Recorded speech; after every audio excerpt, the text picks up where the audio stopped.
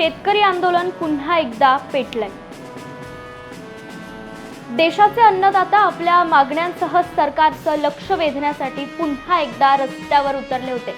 दिल्ली चलो या घोषणेसह शंभू सीमेवरील निषेध स्थळावरून आज 1 वाजता 101 शेतकऱ्यांचा जत्था दिल्लीकडे रवाना झाला।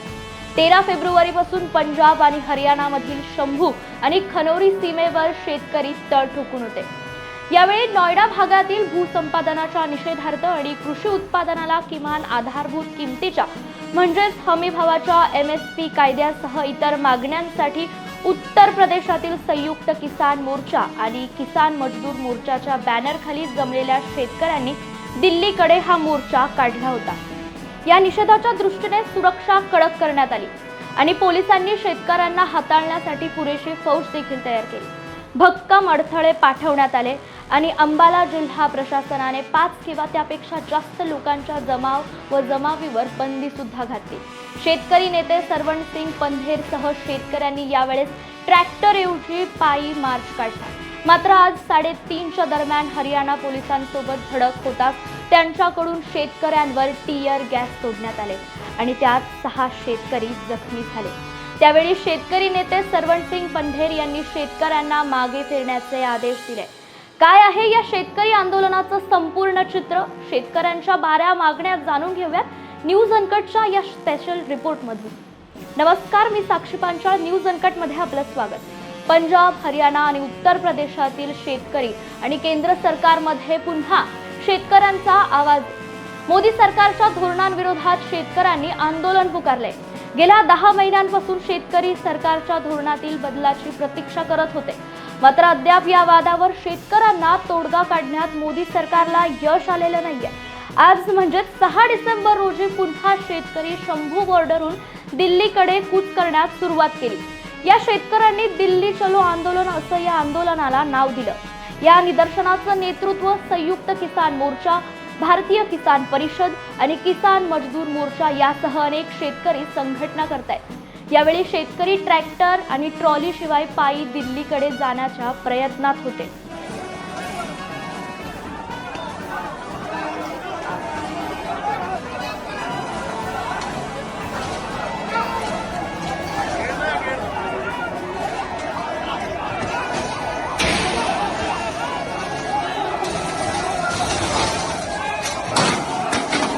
शेतकऱ्यांची पहिली जत्था म्हणजेच पहिली तुकडी ही 101 शेतकऱ्यांची आहे, तर ती सध्या दिल्लीकडे जाते।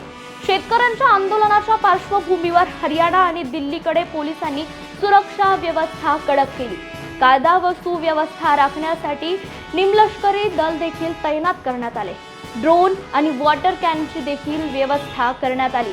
मात्र शेतकरी बॅरिकेडवर चढले आणि पुढे निघाले। पोलिसांच्या या बंदोबस्ताला देखील शेतकरी समोर जाऊन दिल्लीकडे पुढे जायला निघाले।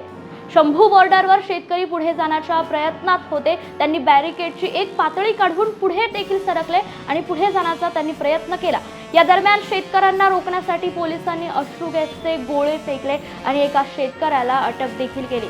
हरियाणा पोलिसांशी झालेल्या या संघर्षाच्या नंतर शेतकऱ्यांच्या पायी जाणाऱ्या जत्थ्याला परत येण्याचे आदेश शेतकरी नेते सरवणसिंग पंधेर यांनी दिले। मात्र हे सगळं कशासाठी? काय आहे शेतकऱ्यांच्या या मागण्या? चला एक नजर टाकूया। शेतकऱ्यांच्या 12 मागण्या कोणत्या? पहिली, सर्व पिकांच्या खरेदीवर MSP हमी कायदा करावा। डॉक्टर स्वामीनाथन आयोगाच्या सूचनेनुसार सर्व पिकांचे भाव C2 अधिक 50% या सूत्रानुसार निश्चित करावे। दुसरी मागणी, ऊसाची FRP आणि SAP स्वामीनाथन आयोगाच्या सूत्रानुसार द्यावी। हळदीसह सर्व मसाल्यांच्या खरेदीसाठी राष्ट्रीय प्राधिकरण बनवा। तिसरी मागणी, शेतकरी आणि मजुरांना संपूर्ण कर्जमाफी द्यावी। चौथी मागणी, गेल्या दिल्ली आंदोलनातील अपूर्ण मागण्या कोणत्या आहेत त्यांचा समावेश यामध्ये। लखीमपूर खेरी हत्याकांडात न्याय मिळावा। सर्व आरोपींवर योग्य ती कारवाई करण्यात यावी। मागील आंदोलनाच्या करारानुसार जखमींना 10 लाख रुपयांची भरपाई द्यावी। दिल्ली मोर्चासह देशभरातील सर्व आंदोलनादरम्यान शेतकऱ्यांवर दाखल झालेले खटले रद्द करावेत। आंदोलनात जीव गमावलेले शेतकरी आणि मजुरांच्या कुटुंबियांना भरपाई आणि नोकऱ्या द्याव्यात। दिल्लीतील किसान मोर्चाच्या हुतात्मा स्मारकासाठी जागा देखील द्यावी। वीज क्षेत्राचे खासगीकरण करण्यासाठी वीज दुरुस्ती विधेयकावर दिल्ली किसान मोर्चा दरम्यान एकमत झालं होतं की ग्राहकांना विश्वासात घेतल्याशिवाय त्याची अंमलबजावणी होणार नाही, जी सध्या मागच्या आदेशानुसार लागू केली जाते. कृषी क्षेत्राला प्रदूषण कायद्यापासून दूर देखील ठेवावे. 5वी मागणी, भारताने WTO मधून बाहेर पडावं.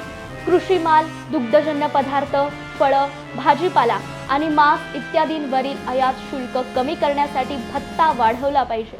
भारतीय शेतकऱ्यांच्या पिकांची प्राधान्य खरेदी करावी.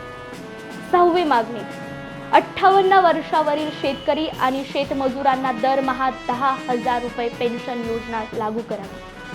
7वी मागणी, पंतप्रधान पीक विमा योजनेत सुधारणा करण्यासाठी सरकारने स्वतः विम्याचा हप्ता भरावा. सर्व पिकांना योजनेचा भाग बनवावा. नुकसानीचे मूल्यांकन करताना शेततळ्याचा एकराचा विचार करून नुकसानीचे मूल्यांकन करावे. 8वी मागणी, भूसंपादन कायदा म्हणजे 2013ची त्याच पद्धतीने अंमलबजावणी करावी. भूसंपादनाबाबत केंद्र सरकारने राज्यांना दिलेल्या सूचना देखील रद्द कराव्यात. 9वी मागणी, मनरेगा अंतर्गत दरवर्षी 200 दिवस रोजगार मिळावा. मजुरी ही 700 रुपये प्रतिदिन करण्यात यावी. यामध्ये शेतीचा समावेश देखील करावा. 10वी मागणी, कीटनाशके, बियाणे आणि खते कायद्यात सुधारणा करून कापसासह सर्व पिकांच्या बियाण्यांचा दर्जा सुधारला पाहिजे. बनावट आणि निकृष्ट उत्पादनांची निर्मिती आणि विक्री करणाऱ्या कंपन्यांवर दंडात्मक कारवाई करून त्यांचे परवाने देखील रद्द करण्यात यावे. 11वी मागणी, संविधानाच्या 5व्या अनुसूचनेची अंमलबजावणी देखील करावी. आणि 12वी आणि शेवटची मागणी, कामगारांचे किमान वेतन दरमहा 26,000 रुपये करण्याची मागणी. गेल्या 5हून अधिक वर्षांपासून या वादावर यशस्वी तोडगा काढण्यात मोदी सरकार अपयशी ठरलंय. आता पुन्हा शेतकऱ्यांनी शंभू बॉर्डरवरून दिल्लीकडे कूच केलं. यावेळेस सुद्धा शेतकऱ्यांना परत पाठवण्यात आलं. तासानंतर किसान संघटनेची एक बैठक देखील पार पडली आणि या पायी मोर्चाचं पुढे काय करायचं, पुढे कसा चालवायचा याबद्दल चर्चा देखील केली. मात्र आज शंभू सीमेवर पुन्हा एकदा महाभारत घडताना दिसलं. परत तोच प्रश्न सर्वांच्या समोर की शेतकऱ्यांच्या मागण्यांचं पुढे काय.